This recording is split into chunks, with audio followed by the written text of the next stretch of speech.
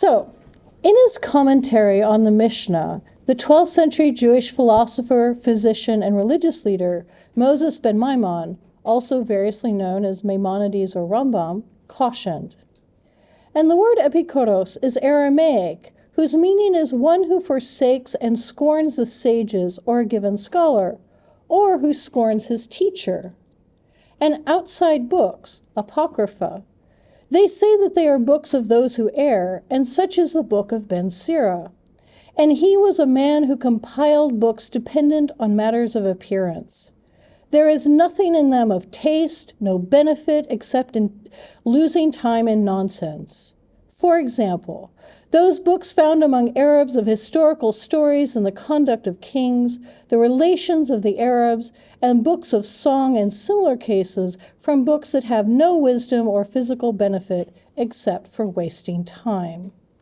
And one who whispers an incantation over a wound, and only spitting according to which this is contemptible for God, may he be blessed. And one who pronounces the name of God with its letters, Yud-He Vav-He, which is the Shem HaMeforash. And they have already mentioned things besides these, and he who does them, he has no share in the world to come.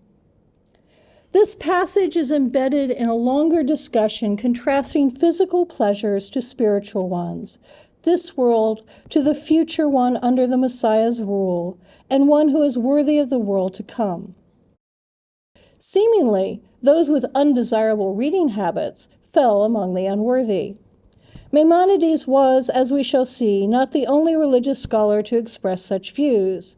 I will begin my presentation by unpacking Maimonides' remarks and what they suggest about popular reading habits among Jews in Egypt, and compare these to similar remarks by both Muslim authors and also Northern European Jewish religious thinkers. After an examination of what objections various religious leaders had to story, histories, and songs, I will demonstrate that both Jews and Muslims enjoyed many of the same texts for reading entertainment, an observation which is not especially surprising, and that Jews developed their own equivalent Sirat literature, which paralleled the edifying, and sometimes not so edifying, qisas, stories about prophets, holy heroes or heroines, and warriors, which so delighted Muslim audiences from the 12th to the 16th centuries. Furthermore, Jewish populations from German and Spanish-speaking lands who immigrated to Egypt and the surrounding regions brought or adopted similar reading tastes. Strong parallels exist between Judeo-German, Ladino, and Karaite and Rabbinite Judeo-Arabic literary texts found in the Genizahs of Cairo. I will offer some tentative suggestions as to why and their function. As a last step, I will touch upon the similarities between Judeo-Persian epic and the qisas of medieval and early modern Jewish communities in Egypt and the surrounding regions. Some years ago, Adnan Hussein suggested in passing that the remarks by Maimonides, which I just quoted, were inspired by the autobiography of his slightly older contemporary, Samuel al-Maghribi. In his autobiography, Samuel details how, as a youth of 12 or 13, he read tales of the past and then moved on to read Arabic epic literature, listing Sirat Antar and Sirat Dhat al-Himma specifically. Thereafter, Samuel turned his attention to Muslim chronicles, which led him to reconsider the meaning of his own people's history. This, along with a variety of visions, according to his own account, prompted Samuel to convert from Judaism to Islam. According to the work of Sabine Schmidtke, Bruno Chiese, Ibrahim Marzaka, and Reza Porjvadi, the earliest version of his polemical text, Ifham al-Yahud, already seems to have been circulating in 1163, and the later, longer version of Samuel's autobiography and his autobiography are published 4 years later in 1167, a year before Maimonides released his commentary on the Mishnah. The dating is close, however, it is such that it is possible that Maimonides' comments about the Mishnah Sanhedrin 10 contain a reaction to Samuel's well-publicized conversion. Certainly, the explicit reference to historical stories of the Arabs or the deeds of the kings hint at the kinds of reading material described by Samuel. Regardless of whether Maimonides was directly responding to Samuel, he associates such reading not merely with a useless waste of time, but with epikoros, one who has forsaken the teachings of the sages. Furthermore, Maimonides' elaboration that such a person is one who scorns or mocks his teacher and the sages is strangely reminiscent of accounts in both the Talmud and early recensions of the Toledot Yeshu, wherein Jesus was portrayed as being arrogant toward his own teachers. Likewise, the condemnation of the use of the Tetragrammaton, God's four-letter unpronounceable name upon which Maimonides elaborates in this passage, evokes heresy. Within the Toledot tradition, Jesus obtains his miraculous powers through stolen knowledge of the Shem HaMeforash, which he then proceeds to use regularly. Maimonides thus draws from imagery and associations of heresy within the Mishnah, Talmuds, and potentially other polemical traditions in order to present those who read historical stories of the Arabs and books of song in the worst possible light, not merely as people who waste time, but as those who are heretics, rebels against their teachers, and ultimately God. That he attributes this status to readers of such texts makes sense if he were reacting to the conversion to Islam and subsequent polemicizing against Judaism by Samuel al-Maghribi, hinting that such people fall within the same category as those who engage in illegitimate rituals of power, namely magic, could also be seen as a counter to Samuel's frequent assertion in Ifham al-Yehud that his former co-religionists and their ancestors saw Jesus and other prophets as magicians. As powerful as this tactic is, however, it was not the only one in Maimonides' arsenal against Jewish reading habits of which he disapproved.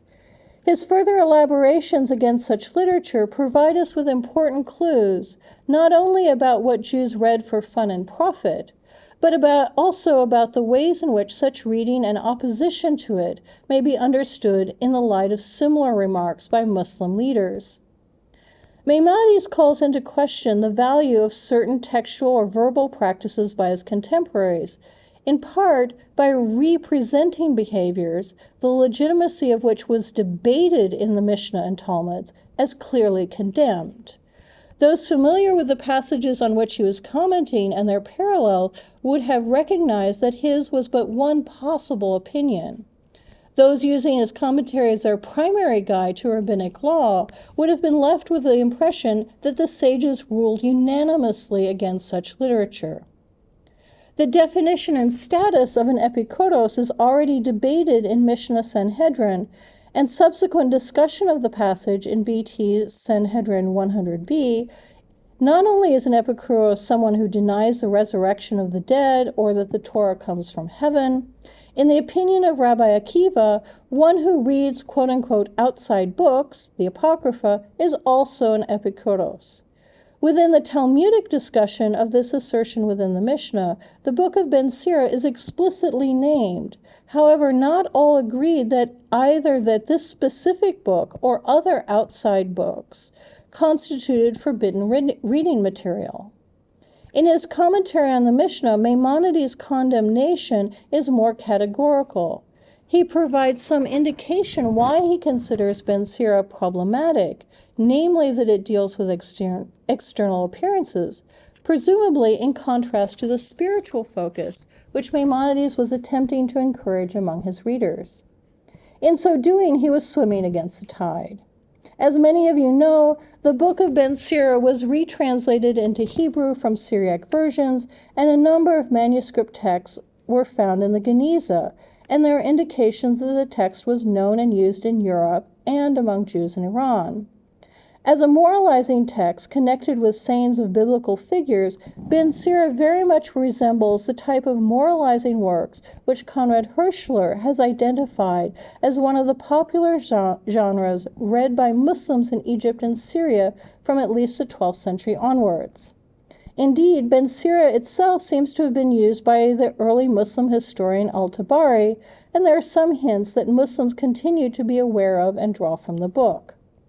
Hirschler also notes that qisas which were not about prophets or holy figures, but rather designed for entertainment, such as tales from Alf Layla wa Layla, Maqamat, shadow plays, love poetry, funny stories, among other genres, were frequently read or listened to by Muslims and just as frequently condemned by Muslim religious thinkers and historians. Likewise, siyar, Arabic epics, became immensely popular during this period as texts to be read individually, not simply recited orally. Hirschler notes that Sirat Antar and Sirat Dhat al-Himma, which Samuel specifically mentioned, were not only popular, but were repeatedly singled out for opprobrium by those seeking to redirect their co-religionists to more pious pursuits or more accurate depictions of the past. I will return to these momentarily. However, before doing so, it is worth noting that Maimonides extends his characterizations of outside books, such as Ben Sira, to these Arab tales of the past, deeds of kings, and genealogies. While he merely states that they are a worthless waste of time, rather than linking them directly to heretics, the condemnation is implied when he concludes his discussion by stating that those who do these things, reading such books, will have no share in the world to come. A number of Muslim authors also marked interest in or aiding and abetting the production of such literature for entertainment as frivolous at best and a serious sin at worst. Ibn al-Hajj, the Maliki jurist who settled in Egypt from Morocco, warned paper sellers and scribes that any pious intention or merits that they might obtain for their work would be nullified if, quote, any sold paper to someone whom he knows will use it for something which is not permitted or what is not useful, for example, injustice or what is similar to it. For example, lying, like the story of al-Batal and Antara, and so on, and it's a lot. As for what is not appropriate, it is like, for example, funny stories and similar things with which a person has fun. Al-Batal is the son of the heroine of Sirat Dhat al-Himma. Thus, we have a reference to both of the epic cycles noted by Samuel al-Maghribi. Likewise, the 14th century historian and religious scholar Taj al-Din al-Subki wrote in terms very similar to Maimonides. And he, a scribe, should not write anything of the misleading books like the books of innovation and whims, and likewise he should not write from what God does not benefit, like Sirat Antar, and besides that, from fabricated topics which waste time and of which religion has no need. And likewise, books of shameless people and what they did in terms of types of sexual intercourse and clear wine, and besides that, from what incites prohibition. Later, he adds books of astrologer to the list and refers to Sirat Antar as a book of lies. He complains vociferously that people will pay scribes more money for copying such books, but he warns that those who do so, his desire is for his funeral. Maimonides did not attempt to interfere with the activities of scribes or paper sellers, but the sentiments of these later Muslim authors were very much the same as his own. Both al-Subki and Maimonides mark epic stories, and in al-Subki's case, books of astrology, tales or poems of sexual exploits and wine drinking as a waste of time. All three authors not only regarded this literature as frivolous, but worse, against religion. They attempted to use the threat of divine punishment to curtail their respective co-religionists' enthusiasm for such reading material. To no avail. Thanks to the research of Rachel Hassan, Oded Zinger, Colin Baker, among others, we know that the Genizahs of Cairo contain sections of, as we've heard, Kalila wa Dimna, Laila wa Laila, Sinbad, and Sirat Antar, plus poetry and adab literature. Additionally, tales for which we have no other testimony but are similar to these genres appear in the Geniza. And as you know, we have examples written in both Arabic and Hebrew script. This list of works resembles and at times even mirrors those identified by Konrad Hirschler and Thomas Herzog as favored by Muslims, despite the onslaught of complaints by religious leaders who sought to steer readers away from funny tales of sex, heroes, and adventure. For example, the 15th century Ibn Sadoun wrote a collection of sketches and tales, bringing a laugh to a scowling face, in order to gain money to support his family. Within it are tales which resemble but are not represented in Alf Layla wa Layla, much like the somewhat older stories uncovered by Rachel Hassan in the Geniza. Such commonalities suggest a shared reading culture. Presumably, therefore, the observations of Hirschler and Herzog about the increased textualization of Muslim society and the rise not only of a new body of readers but also writers who were sometimes, though not always, members of the learned elite and who wrote primarily to entertain, must also be considered as valid for the Jewish community in Egypt and surrounding regions. One may identify other similarities as well. For the Mamluk period, Thomas Bauer has underscored the role of poetry as part of the practical etiquette of communication, showing how essential the ability to compose poetry was in correspondence and various other forms of address, to the point that the inability to do so was a mark of shame. He likewise showed that authors often reused and readdressed all or parts of poems. Looking much earlier, Eleanor Barkett demonstrates that Jewish religious leaders and merchants from the 9th to the 12th centuries also employed poetry as a regular element in practical correspondence, noting that while some were gifted poets, many were what he calls technicians, capable of correctly composing poetry because that was what was expected. Like the Muslim writers a few centuries later studied by Bauer, these Jewish authors often reused all or parts of their poems in their practical correspondence. Given the extent to which Jewish and Muslim literary practices resembled one another in other areas, as more Fatimid archives come to light, it would be worthwhile to look for similar uses of poetry in official business correspondence in Muslim writings from this early period. In doing so, we consider what continuities exist not merely between Jews and their Muslim contemporaries, but also across regimes over time. Likewise, of course, whether similar protocols were employed by any of the various Christian communities living under Fatimid, Ayyubid, or Mamluk rule should be investigated, as should intersections in reading and writing practices for entertainment. Having presented some of the intersections between Egyptian Jewish and Muslim reading and writing practices and efforts to control or redirect them, I would now like to turn to an internal comparison between Jewish communities and individuals in Egypt, or potentially in contact with people from there, who are distinguished from one another either by creed or by place of origin. It should now be clear that Jews from at least the 12th century onwards enjoyed stories, qisas, and siyar. Colin Baker, in his initial examination of the Arabic boxes in the Taylor-Schechter collection, noted that certain tales were especially frequent. Qisat Yusuf, namely an extended version of the tale of the biblical figure of Joseph, Qisat Hannah, the tale of the woman who, along with her 7 sons, in the face of Seleucid pressure to convert, chose death over conversion.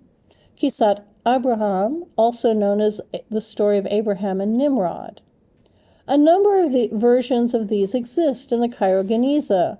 The longevity of their popularity may be seen in the Karaite Jews from the 17th to the 19th century, who also adopted these traditions. We have a number of literary texts from this community, including late Judeo-Arabic versions of the story of Joseph and of Abraham and Nimrod. An extended dramatic account of the binding of Isaac is also among these late texts, a poem about the martyrdom of the prophet Zechariah, and the tale of King Solomon and the ant. The impulse, therefore, to tell stories about biblical prophets or other holy individuals remains strong. Olam Odom, who edited and studied and translated these tales, noted that their authors freely adapted both Jewish and Muslim material and embellished on the basic scriptural narrative to create a dramatic set of tales filled with action, dialogue, and emotion. In addition to Judeo-Arabic texts of these and other qisas, we also have poetic renditions of the story of Abraham and Nimrod and of Joseph in the Geniza in Judeo-German from the 14th century. These were accompanied by a poem about Moses, although its exact content is uncertain since part of the text is missing, one on the Garden of Eden, where it is imagined that the blessed ones, rabbis, children, and martyrs dwell, and a fable about an old lion who is attacked by the other animals of his court, and of course by the Ritterroman, which is Mittelhochdeutsch equivalent of an epic, Ducas Horant. Thus, from the type and topics of these literary works in this collection of Judeo-German Geniza texts, they are very much in accord with the literary tastes of their co-religionists writing in Arabic and Judeo-Arabic. Yet the question remains, how and why are they in the Geniza in the first place? These manuscripts seem to have been produced in Egypt, since it is on paper, not parchment. During the 12th and 13th centuries, there was an immigration or migration of Jews from German-speaking lands and French-speaking lands, rabbis and their families, but also less educated folk that was substantial enough to place a financial and cultural burden on Egyptian and Palestinian Jews who attempted to welcome, support, and find employment for them. Yet, it does not seem likely that these texts were produced by a third or second generation migrants. The rhyme and meter of these texts parallel those of other Mittelhochdeutsch poems from the period in Europe and reflect similar degree of poetic competence as Christian authors whose work has come down to us. I would argue that it would be difficult for second or third generation immigrants to be au courant regarding the literary norms of their parents' or grandparents' homeland. Rather, it seems that the authors, there are at least two, were recent settlers. Abraham David notes that by the latter half of the 14th century, an Ashkenazi community existed in Jerusalem. Robert Chazen has suggested that increased expulsions from the land of local rulers in Northern Europe, plus other economic and cultural pressures on the Jewish communities in these regions, pushed and ultimately forced many Jews in these regions to seek a home elsewhere. Many went east. While his discussion seems to indicate that he was thinking of primarily of eastward in Europe, some of these at least traveled to the eastern Mediterranean and settled not only in Jerusalem, but in Egypt. These poems, I would suggest, therefore, are a literary product of such immigrants. Ducas Horant and the other poems reflect a kind of hybrid acculturation whereby Ashkenazi poets rendered in their own mediums and language the tales of prophets and epic adventures which were so popular among Jews in Islamicate lands. This is not to say that some of these genres were not already popular among Jews in German-speaking lands. The thirst for adventure stories seems to have been as strong among Northern European Jews as it was among Eastern Mediterranean counterparts. For example, another fragment of a Judeo-German Ritterroman, a different tale than the Ducas Horant, has been found written on slate in Cologne from the early part of the 14th century. We know of other Jewish adaptations of narratives of adventure, such as Arthurian literature and fables, which were popular among Christian audiences. In the Tosafot on BT Shabbat 116b, we find a debate regarding what may be read on the Sabbath. The commentators explain that reading holy books were prohibited on the Sabbath in order to prevent people from reading non-religious texts on the Sabbath, seemingly accounts or contracts. However, some manuscripts indicate that Rashi specified books of war for foreign worship. It is not entirely clear what he meant.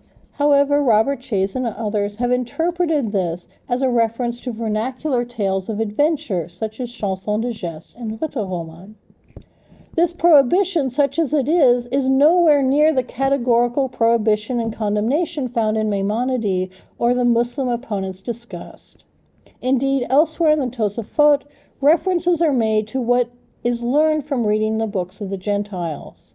Thus, the concern is to keep secular reading apart from sacred time.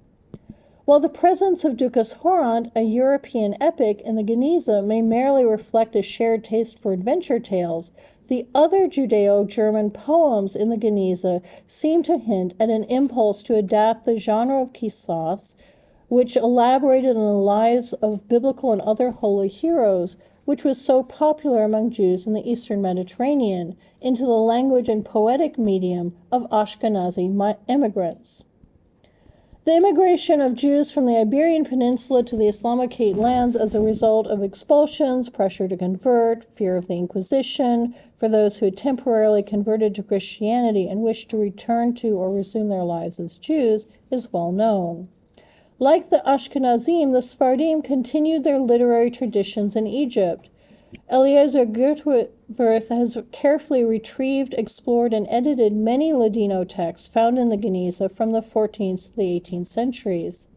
Some of these are personal letters, business texts, but others are literary. Included among the latter is a fragmentary poem about Hannah and her 7 martyred sons. Likewise, we have a fairly lengthy poetic rendition of the life of Joseph in Ladino. These poems are very much within Iberian poetic traditions, yet they share the thematic preferences which became common among local Jewish populations of medieval and early modern Egypt. Yet these subjects were not only beloved by Jews living in Egypt and the Levant. Jews living in Persianate lands had a long and well-developed epic tradition in Persian from which to draw inspiration for their own epic endeavors. Indeed, much has been written on the Persianization of biblical stories written as Judeo-Persian epics, and on Jewish renditions of Persian epics into Judeo-Persian, and on the ways in which the original epic compositions in Judeo-Persian utilize the written forms and even visual forms, imagery, and topoi of Ferdowsi's Shahnameh and other Persian epics. Without contesting any of these observations, I would like to take a moment, however, to consider Judeo-Persian epic compositions in a somewhat different context. One of the frequently remarked upon characteristics of Judeo-Persian epic is that they take biblical characters and events and render them into epic format. Part of this tendency may be related to an increased interest in religious themes in Persian epics during the Timurid period. However, I would also raise the question of whether there was a level of entanglement between literary trends in Egypt and Iran. All of the 14th century Jewish poets Shachin's epics deal with biblical books, characters, etc. One is dedicated to Moses, the Musahnameh, another to Esther, Adarshnameh, and of course the Bereshitnameh, which covers much of the book of Genesis, notably the story of Joseph. The later Jewish poet Imrani, who died in the 16th century, in addition to his major work, wrote a tale of Hannah and her 7 martyred sons and one about the sacrifice of Isaac. I do not here argue for dependence. Indeed, Judeo-Persian epics are far longer and more sophisticated than any of the qisas in any language found in the Genizas in Egypt. However, I raise the question of a dynamic exchange or interplay between the two regions. We know from trade documents and Judeo-Persian colophons on manuscripts of Ben Sira found in the Geniza that Persian and Egyptian Jews traveled back and forth between one another's lands, and that Persian Jews were interested in the literary production of their more Western Islamicate Jews. I suggest that the dramatic, poetic recasting of certain biblical characters was a shared pleasure, but also often a shared strategy by which Jews of various origins interpreted and engaged with their relations with their own past and with non-Jews. Notably, many of the favored subjects were those characters or incidents in which a Jew or group of Jews had to challenge a non-Jewish power. In this literature, we see simultaneously Jewish resistance and acculturation. While it is true that some of these common tales in multiple Jewish communities may have come from a shared knowledge of Sefer Yosipon, an early medieval reworking of Josephus, this is especially true of the story of Hannah and her 7 sons, I would still argue that it is striking that these various Jewish communities repeatedly selected the same specific biblical tales and elaborations. It is not clear whether Maimonides would have categorized these rousing tales of Joseph as outside literature, although such tales do share with the Arabic epics a retelling of history, which, according to Hirschler, Muslim objectors found threatening because they were not good history and they were competition, and, for the epics of al-Antar and Dhat al-Himma in particular, they were subversive. Antar and Dhat al-Himma both have much which is pro-Jewish and is thus subversive in a positive way for Jewish readers, although also dangerous, as we have seen in Samuel al-Maghribi's reaction to them. The Jewish Qisas, which became full-blown epics in Iran, and perhaps Sefer Yosepon itself, were also subversive retellings of the past, but the past that they were subverting was the versions of it told by Muslims and Christians. Thank you.